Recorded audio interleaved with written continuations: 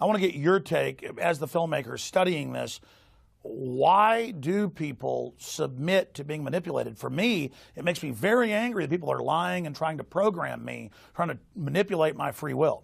I think one of the biggest aspects of it is the 15,000 hours of compulsory schooling. You know, we're taught not to question, we're taught to accept information on authority and regurgitate useless facts, not how to think, not how to be a person and think critically.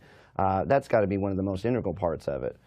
I mean, really, you know, from my perspective, especially coming from the military background, is that we control ourselves through societal pressures and peer pressures not to go outside of the box, not to be a critical thinker, but to just accept the status quo and go along to get along, not rock that boat. And so, you know, that's what you see in the military, especially, and the rest of the world, is that we're really all policing ourselves for the globalists.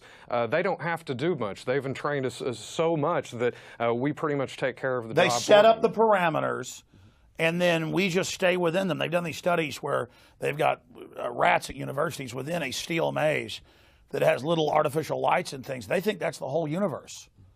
But if they could ever chew their way out, they would realize there's a whole planet around them. And I really think it goes back to Plato's allegory of the cave. Take the military.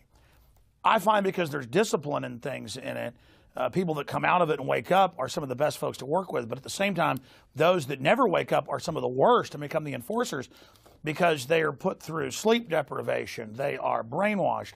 They are yelled at. They are conditioned. And if you look at cult programming, that's what it is. But I guess the Germans did develop in Prussia what is our modern military system, and they admitted it was a brainwashing system. Absolutely, and that's what you see in our school systems too. I mean, they've just taken that and rolled it right into there, and they treat our children like they're military people. They're training to go to war, and that's probably exactly what they're hoping for.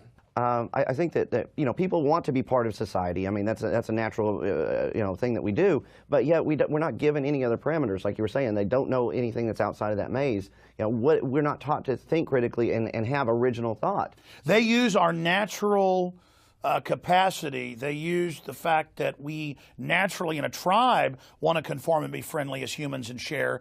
They artificially manipulate that. Yeah, later on in the film, you'll hear Eldon Taylor actually say, you know, at some point you have to ask yourself, when was the last time you had an original thought? And I think that is what a lot of people, it keeps them in that level of control.